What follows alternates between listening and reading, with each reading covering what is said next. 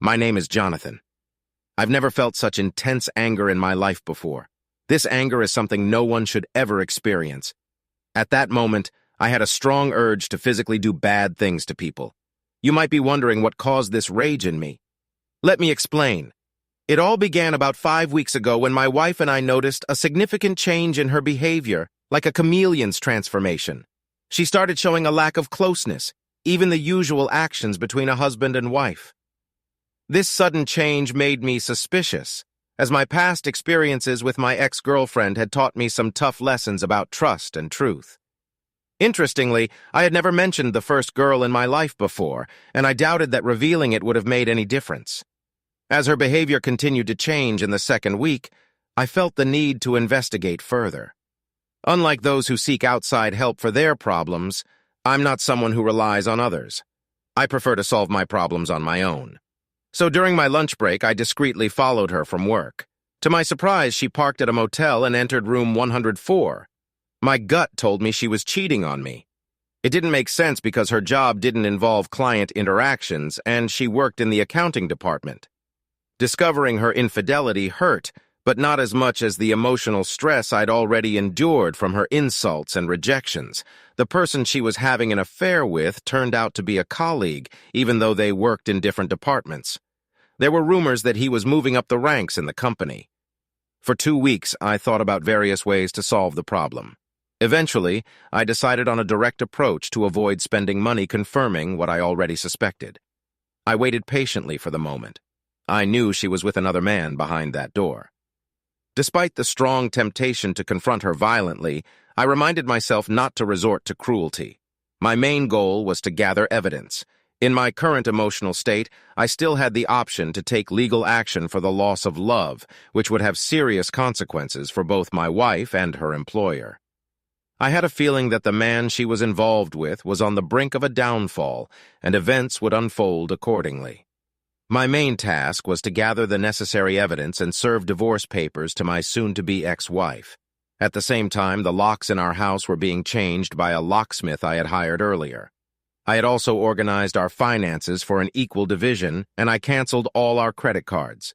The past 2 weeks were filled with preparations, and the final shock was approaching. As for Simone's reaction, I can't predict it with certainty. I believe she will find happiness and may eventually feel guilty. My lawyer, experienced in divorce cases, assures me that this guilt will fade once she has her own lawyer. Regarding my feelings for her, one might wonder if I still love her. At the moment, I feel nothing but hatred for her.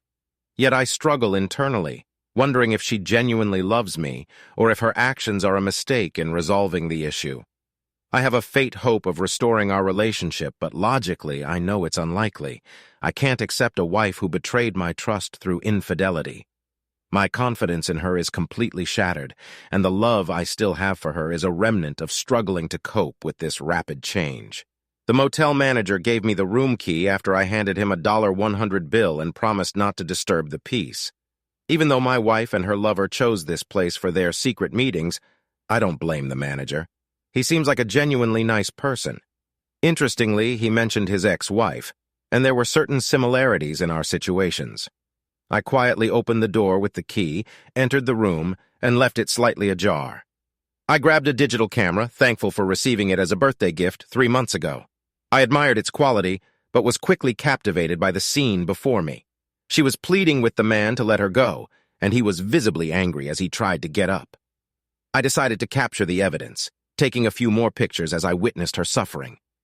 Simone had tears streaming down her face, trying to hide from him while he continued his disgusting actions. I mentally wished that he would make the wrong move, so my instincts would guide my actions. He demanded to know my identity and warned of physical confrontation. I replied that I was the soon-to-be ex-husband of the woman he was having an affair with. It remained uncertain whose face would be punched. I doubted he could do bad things to me. As he approached me, I shifted to the side, gently put the camera down, and turned slightly to the right to let him approach from the left. Loosening my grip on the camera, I began to turn quickly, raising my hand forcefully. When my fist met his face, he was lifted off the ground by a mix of anger, pain, and trembling. At that moment, I couldn't believe I'd let myself get so needlessly angry, but it seemed like my emotions had overwhelmed my rational thinking. I bent down and checked if he showed any signs of life. When I found a pulse, I felt relieved, which allowed me to relax my tense body for a moment. During this time, I heard Simone talking incessantly. Her words filled the air around us. When I looked at her, I saw that she had suddenly stopped, her voice now muted by fear. It dawned on me that she had never seen this side of me before, this raw and unrestrained version of myself that had been unleashed. I must have looked nothing like the person she saw at breakfast. It was clear that she had betrayed me, and I didn't want anything to do with her cheating anymore. Tears rolled down her face. She sat trembling, hugging herself tightly and avoiding eye contact. She couldn't bring herself to meet my gaze. This behavior had become more common lately, but in that moment, she realized I knew about her actions. The game was up. I noticed a flicker of fear in her eyes when she glanced at me, but she quickly looked away. I informed her that I was filing for divorce, changing the locks in the house, and setting up a bank account with her share of our business. I had given her official notice, making it clear that our relationship was over, and I expressed my gratitude for her lack of contribution. I placed the papers on her lap as she tried to hide under the sheets. She briefly glanced at them and then met my eyes. No words were exchanged. In that moment, an unusual emptiness filled the room, but it was clear that my emptiness would be more painful. She realized that no words could mend the situation between us. It seemed she didn't know how to fix our broken relationship, and it had been deteriorating for longer than just the last few weeks. I turned and left, despite her desperate pleas echoing behind me as I walked out the door. "Wait, let me explain. Please, Jonathan, please." I kept walking, deciding to shield myself from her gaze. Her eyes were filled with unshed tears, and I knew that turning around would weaken my resolve and disrupt my plan. Numerous unresolved issues and problems had cropped up along the way, making me reluctant to revisit the past. What was once a beautiful union had turned to ashes. When I arrived home, a patient locksmith was waiting for me. He diligently replaced all 3 locks on our doors and reprogrammed the garage door opener. I thanked him for his prompt service and slipped him a $1.20 bill as a token of appreciation. Sitting at the kitchen table, a place that used to hold fond memories of a loving home, I reflected on the years spent together. Simone's abrupt change remained a mystery to me, as did her disregard for the qualities she had once acknowledged in me. I couldn't grasp her motivations, but I knew our relationship had crumbled in just 5 weeks. Pain and hurtful words had transformed me into a completely different person. Unfortunately, Simone seemed oblivious to this change, just as I had been unaware of her changes. Suddenly, the phone interrupted my thoughts. Glancing at the caller ID, I saw it was Simone's mom. I answered and greeted her. I identified myself as John. To my surprise, Simone's mother Doris told me that Simone had come to her in tears, confessing that she had somehow ruined our marriage. "Curious," I responded. I explained to Doris that the situation was a bit complicated, and Simone would need to explain what happened today. I mentioned that I found her in a motel room and served her with divorce papers. Doris expressed her confusion and said she didn't understand what was happening between us. I conveyed my genuine sorrow to Doris, telling her that I cared a great deal about her and Sam, and that this situation was undoubtedly tough for all of us. I also mentioned that it seemed that things had to turn out this way. Tears welled up as I spoke these words. I held a deep affection for Simone's parents, who had shown me kindness throughout the years of our relationship. Doris's anguish and confusion cut through me. I was relieved that we were having this conversation over the phone. I didn't want them to see me like this. I responded to Doris, expressing my doubts about finding a way to work things out. I continued by emphasizing to Doris that this was a serious issue, a really serious one. The gravity of the situation was causing a rift, and the silence on the other end of the phone suggested that Doris was having a hard time processing this distressing information. I felt empathy for her. Just the previous night, I had shared dinner with Doris, Sam, and Simone had been affectionate and gentle in the presence of her parents. The entire situation had taken me by surprise. When we were driving there, we were arguing. On the way back home, I encountered a distant attitude from John, which wasn't surprising. During the time we spent with Doris and Sam, we portrayed ourselves as the perfect couple to spare Sam from the pain caused by our issues. In hindsight, I should have somehow warned them before taking the steps I did. Sam's health was already fragile due to years of hard work and smoking, which had taken a toll on him. Although Doris was in good health, she was constantly worried about Sam. I deeply regret not letting them know about our troubled situation. A few days later, I received a call from Simone's father, who explained that he needed to discuss something important about his daughter's troubled relationship. He mentioned that Simone had confided in her mother the previous night, and he had been present during their conversation. He asked if we could arrange a meeting to discuss what she had gone through. Due to my strong affection for Simone's parents, I readily agreed to the meeting. During our conversation, Simone's father shared the details of her conversation with her mother and related to me. He expressed his regrets for me serving her with divorce papers and requested that Simone provide more details about what had transpired. He felt that simply stating that I found her in a motel room wasn't sufficient. He wanted to understand why she was there and who she was with. Simone began explaining, saying that our relationship had deteriorated compared to when we first got married, primarily due to my overwhelming workload with numerous projects. She had discussed this issue with her mother, who believed that my hard work would eventually lead to a well-deserved promotion. Simone continued, revealing that there was more to the story at her workplace. Greg, a colleague, had discovered a few mistakes she made in the employee records. While these weren't major errors, they were significant enough to jeopardize her chances of a promotion, a salary increase, and hinder her advancement in the company. When she was exploiting the situation, Greg essentially blackmailed her into having a closeness encounter with him despite her reluctance. She decided to take that step to avoid the consequences of her mistake. This was a result of our ongoing relationship difficulties and lack of closeness over the last 6 months. Simone also explained that it was only after that first encounter with Greg that she realized her eagerness to experience what others had already enjoyed. I had been her only partner, and she'd never been with anyone else. She detailed the first closeness moment with Greg, which took place in his office during a lunch break. Everyone else had left, and she stayed behind. Greg surprised her with a small bottle of her favorite wine, along with cheese and crackers.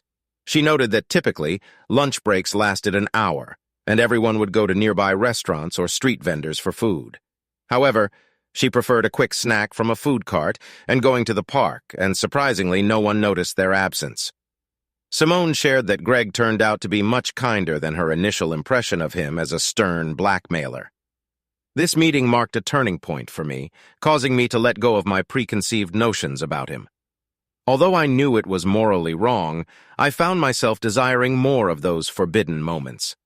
While I still loved my husband, Greg treated me in a way that made me feel like his possession, and with him I shed my inhibitions and became a completely different person. By the end of lunch, I was engaging in things with Greg that I hadn't even considered with my husband. We barely wrapped things up before others returned. As I left his office, my anger towards him had somewhat dissipated. That day, with the taste of him on my lips, I couldn't shake the thought of our next encounter. This thought came unexpectedly. Recognizing my desire for Greg, he also desired more than just a one-time encounter. The next day, Greg approached me to discuss it, and we had another closeness moment in his office. During that encounter, I noticed that Greg spoke negatively about Jonathan. These subtle insults continued for the following 2 weeks when we were together, and Greg even suggested that Jonathan might be unfaithful. Given the situation in our personal life at home, it didn't take me long to adopt Greg's negative view of Jonathan.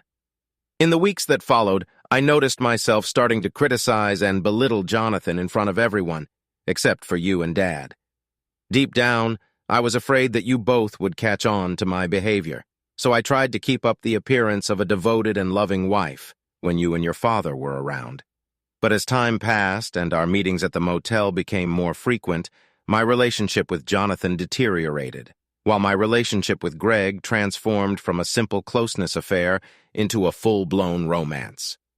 Greg suggested continuing our meetings at the motel as a temporary solution until we found a better option.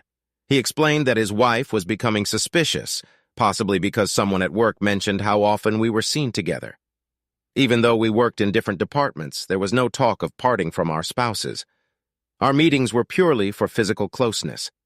Looking back, I failed to recognize the love, respect, and understanding that Jonathan offered me. I chose a relationship based on attraction and desire over the emotional connection I had with my husband. I surrendered myself to Greg without much resistance. Jonathan always treated me with respect, never taking anything without my full consent. Greg, on the other hand, had no emotional attachment to me, allowing him to take control freely. He had a compartment where he satisfied his desires, and his wife provided emotional support. I took Greg's negative comments about Jonathan seriously, which led me to prefer an exciting, closeness relationship with Greg over nurturing an emotional connection with my husband.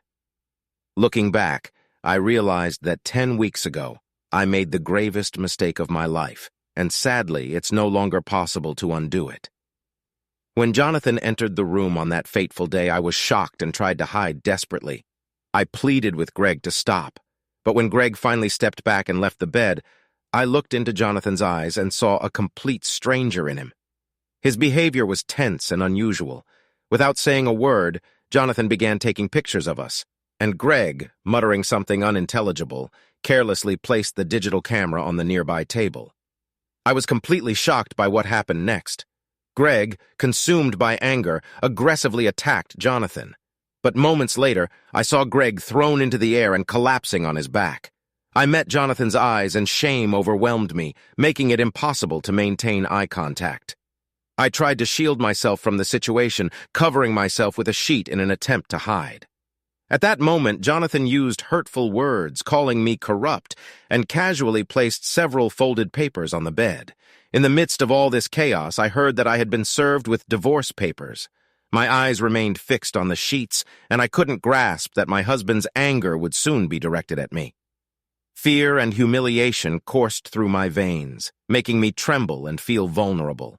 Filled with shame and regret, Jonathan abruptly turned and headed for the exit, clutching the camera he took from the table. Desperately, I tried to reach out to him, but I was in tears. Although I don't recall the exact words, I felt that everything I said sounded empty. After this unpleasant encounter, I took a long shower, completely ignoring Greg's well-being. At that moment, it didn't matter to me whether he was alive or not.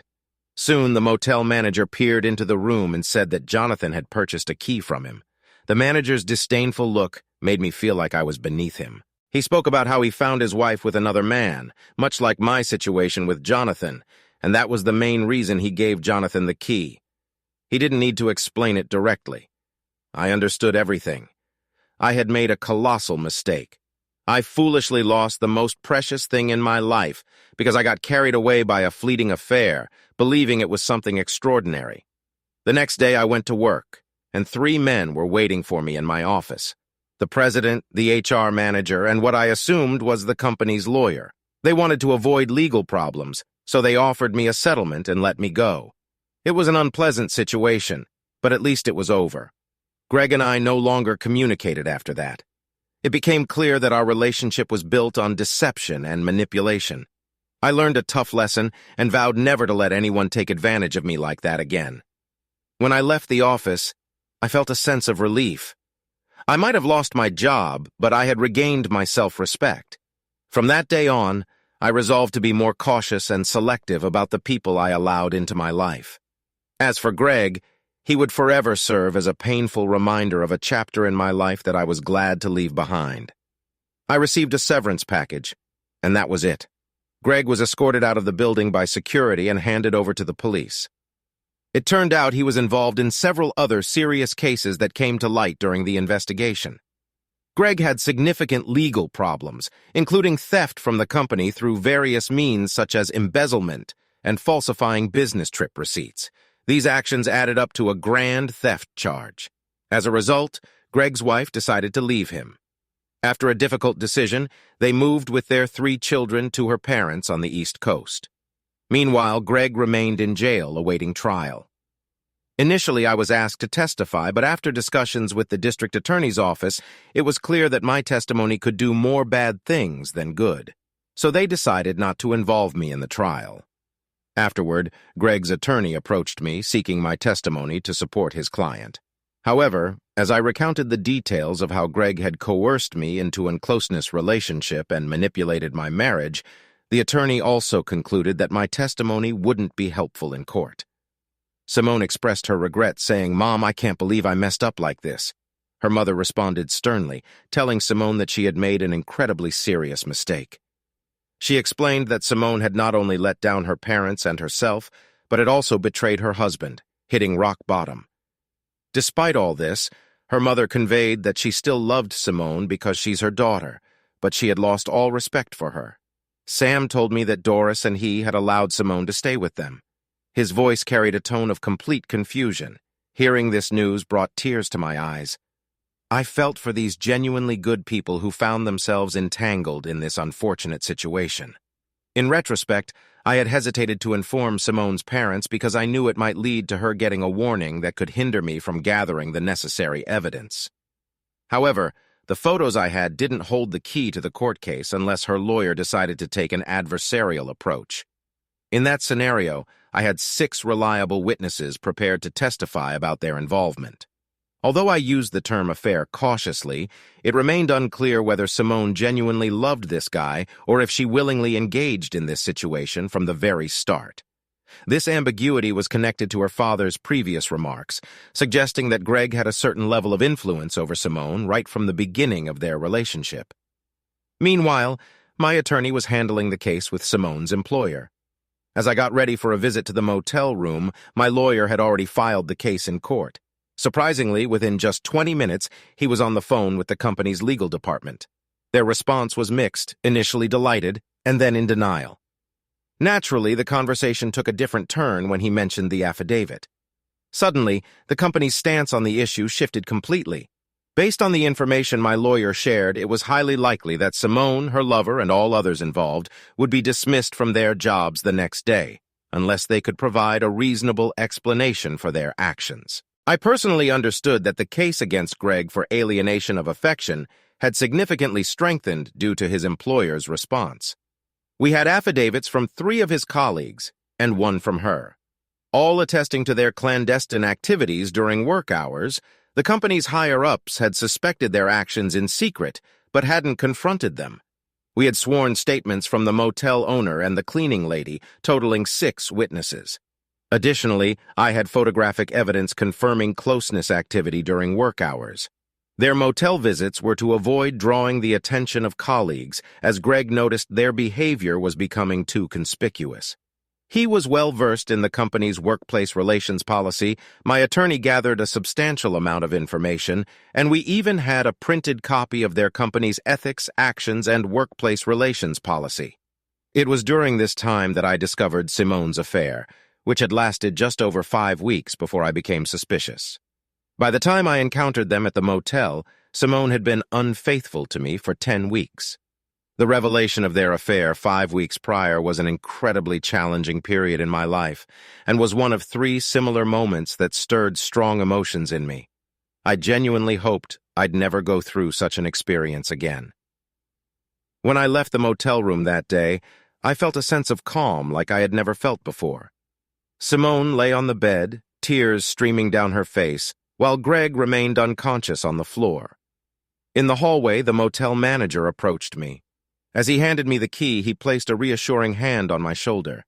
"It's tough now, but it will get better. Take time to rediscover yourself, and eventually you'll find someone new," he comforted me. "Everything will be okay." He didn't sugarcoat it, acknowledging that the healing process would be painful and depend on the depth of my love and care for her. "Thank you," I responded, indicating that I had already come to understand this. Simone offered no resistance during the divorce process, making it surprisingly straightforward. Even my attorney and possibly hers were surprised by her lack of opposition. It was clear that she was in great pain, but she never attempted to justify her actions. Once the divorce was finalized, the legal battle with her former employer swiftly concluded. Their sole aim was to make me disappear, and they were willing to cover my lawyer's fees, court costs, and even offer a significant sum to secure my agreement. But since then, Simone has faced numerous challenges. Navigating her circumstances is incredibly difficult, especially living with parents whose lives have been greatly affected by her actions. She bears the burden of seeing herself as an imposter, and it will undoubtedly take her a long time to shed that label. Although she has the opportunity to start anew, I hope that eventually she'll be able to move forward and rebuild her life, easing the pain that currently consumes her every hour. I want her to at least learn a valuable and painful lesson from this experience. Only time will tell the extent of her growth. As for Greg, his imprisonment provides me with a sense of satisfaction, at least temporarily.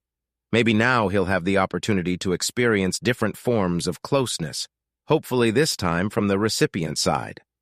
I can't find any sympathy for him because I don't consider him a real man. It was clear to me that he had a family, a wife, and 3 children. I got to know his wife closely during a tumultuous divorce, and I couldn't help but notice her striking appearance. It struck me how foolishly Greg was behaving. He had everything anyone could wish for, but he recklessly threw it all away, driven by some insatiable desire for satisfaction in his closeness life that his wife couldn't fulfill. After witnessing this, I made a difficult decision to leave my job. My employers were shocked by my abrupt departure and genuinely tried to persuade me to reconsider. However, the personal problems I was facing were too serious and hindered me from effectively continuing my work, despite their best efforts. When they realized my decision was final, they kindly provided a generous letter of recommendation, which I gratefully accepted. I recently started a new job on the West Coast, having moved here about a year ago. While working here, I had the pleasure of meeting a wonderful woman who, in my opinion, is worth holding on to. Though I still have trust issues, we share a common experience as she was also betrayed by her ex-husband. This shared experience has created a strong bond between us. Life, of course, presents its challenges and teaches me valuable lessons, but I remain optimistic that the situation is gradually improving. A week ago, Simone's father called me with devastating news that I still can't come to terms with. He said that Simone had completely lost her way, and they soon discovered Simone's lifeless body in their own home. It later came to light that she had taken too many pills, resulting in her passing. I expressed my sympathy to Sam and assured him they could do what he wanted. I hope you count on my support.